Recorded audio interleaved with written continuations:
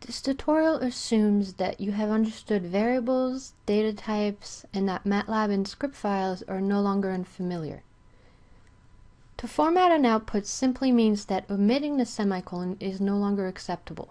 While the example here shows answers, maximum height, T-flight, and range, no one really knows what the problem was, and more importantly, what the units are.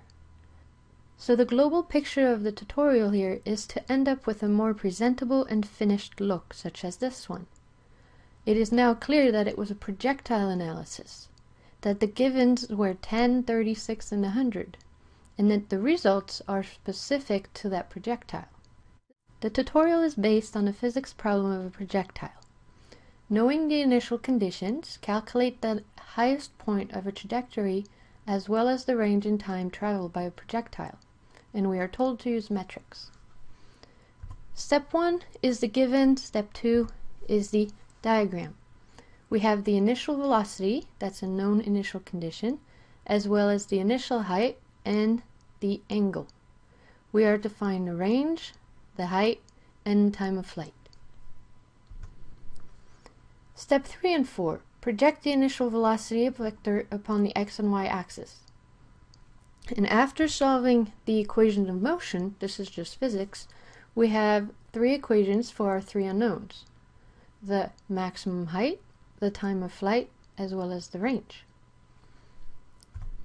Step 5 involves solving the problem by hand. Remember, we were given absolutely no values, but in order to do something and have an idea of how it works, always choose numbers. Let's pick a very high velocity, 100 meters per second. 10 meters high, and theta equals 36 degrees. The first equation is the maximum height, and that leads to 186 meters. Knowing that, we can proceed to the second equation, which is the time of flight. That gives us 12.15 seconds. And the third equation is the maximum range. That gives us 982 meters.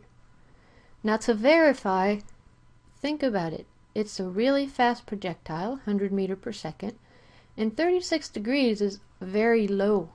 So we do expect this to go very far. So a kilometer is reasonable.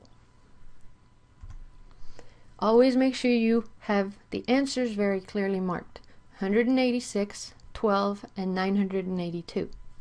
So at that point, we would try step 7a, b, and c. 7a can be done on MATLAB as comments: to define the initial values, to project the initial velocities, to calculate what we are looking for, and to display the result. Step 7b is to translate the algorithm into lines of code, and step 7c is to verify and test your code. We do get the identical result as on paper, so all is good. But the point of the tutorial is to get rid of ugly output, put the semicolons back, and get a presentable display. So how does this work? The command to display a formatted output is fprintf, all one word, all smaller case. By format, we mean punctuation, such as colon, stars, commas, new lines, spacing, such as space, tabs, or new lines, and positioning of the values to display within a sentence. Words, capitalization and symbols, numbers, precision, and alignment. The programmer actually controls a lot of details when the formatted output is displayed. Remember, we just used to have 3 lines with the variable names and their values. Now we've upgraded to something very presentable. In its most basic form, fprintf is used as such. The first argument of the function is a format string. It uses quotes. Just like the input command needed a sentence to display, the formatted string tells exactly how we want to display our result. But we are probably going to have variables to display. Since the value changes each time, the variables are always included at the very end of the fprintf. For example, assume that we had a variable pi. that had a value, and it's unlimited. We want to display it in a sentence. fprintf, open parentheses, open quote, pi has a value of %f./n quote, comma, pi. Now most of it makes sense. Pi has a value of, displays as such. But what's the %f and what's the /n? Another way you could display it is, instead of having pi at the end of the sentence, is to have it at the beginning. So notice how the %f has moved all the way to the beginning. So what do you think it could be? %f is called a placeholder. It holds a place for the variable's value.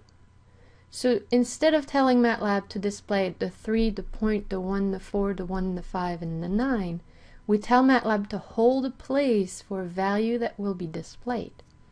And where you put that placeholder within the format string tells MATLAB where to display that value.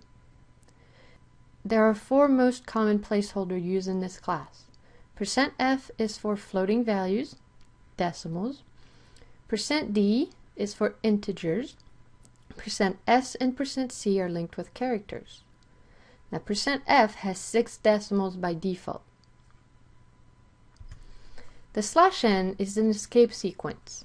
This tells MATLAB to hit the enter key for you. When you display an output, you don't want to just do one long sentence. So put /n's specifically so that MATLAB hits the enter key when displaying. Let's go solve our projectile problem. This is where we are. So far, no semicolon displays a basic output. But if we put the semicolon because we want to change this and run our code, then we don't have anything. So we absolutely need to introduce a couple fprintf here to display our final sentence. Now, fprintf, the first sentence we wanted to display was projectile analysis. Don't forget the single quote, and then you choose your format. I had 3 stars, then I had 1 space, and projectile analysis. But then if you notice, not everything was glued together. So I told MATLAB to skip a line and even 2. So I have 2 /n's.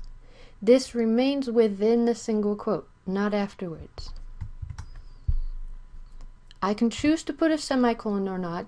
Since it is a displaying action, MATLAB will display by default.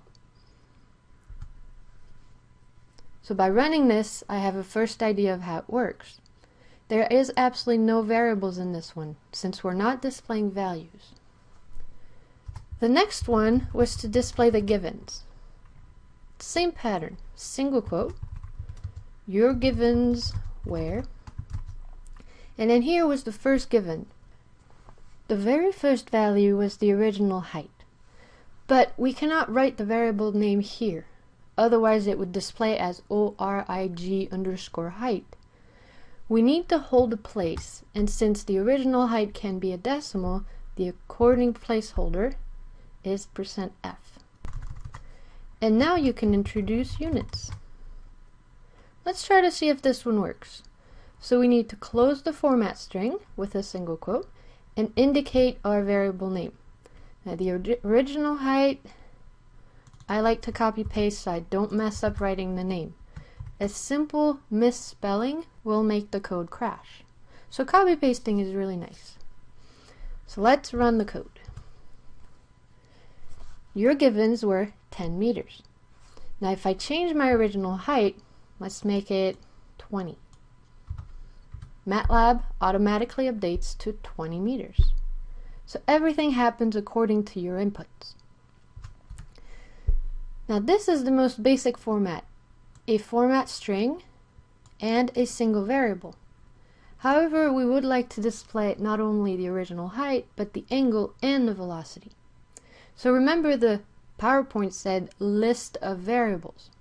So if I want to display the original height, the angle theta, and the velocity, I simply need to list them. Do place a comma in between. But now I have 3 variables and only one placeholder. That can't work. We absolutely need to match not only the order of the variables, but the order and amount of placeholder. So your givens were original height meters, angle was another placeholder for theta in degrees, and a velocity, another placeholder for the velocity of meter per second. Since this is the end of the sentence, it's common to put /n. Let's run again and see if it works. So your givens were 10 meters, angle equals 36 degrees, and velocity equals 100 meters per second. I realized at the beginning that 10 meters isn't really specific. What was 10 meters? So I'm actually going to go back in time and I add original height and run again. So that is very complete, but now this sentence is too long. So right before velocity, I want to skip a line. I can't go here and hit enter. This is a code that has finished running. But I can go back in my format string and tell MATLAB, please skip a line before velocity. So not only do I have a /n in the middle of the format string, but I also have a /n at the end of the format string. Okay, let's do one final sentence for the actual output for the result. Your results are, the first result, let's do the height, how high it goes. So once again, let's do max height. So far so good. Notice how I did not put a /n. I forgot it. This is ugly. High and the prompt symbol should not be together. So always finish your fprintf with a /n. So that was our first input, but we also wanted to display the time of flight,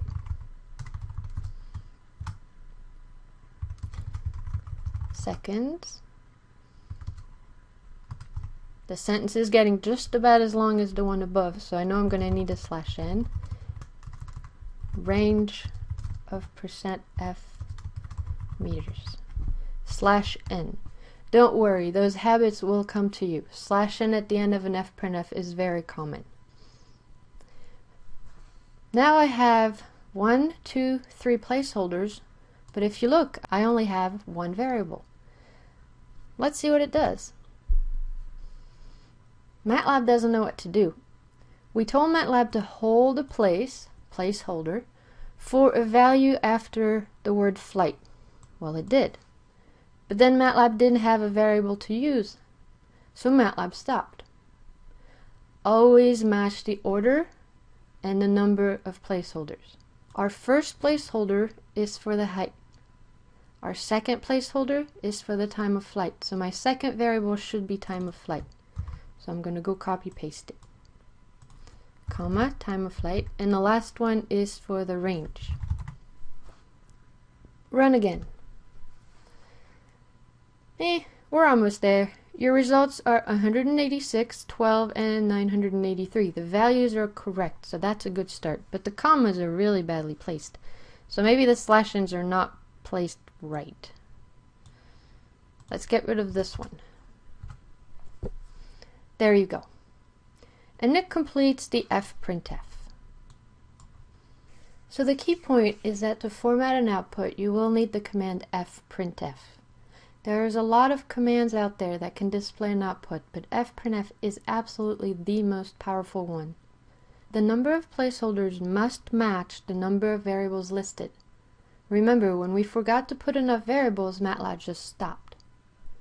Make sure the order of the variable matches the sentence you want to display.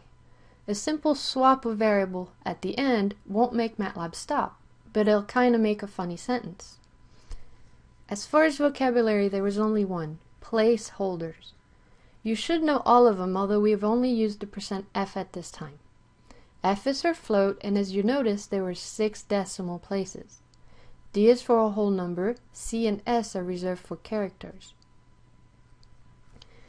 Now, what if you wanted to do a specific precision instead of the 6 digits?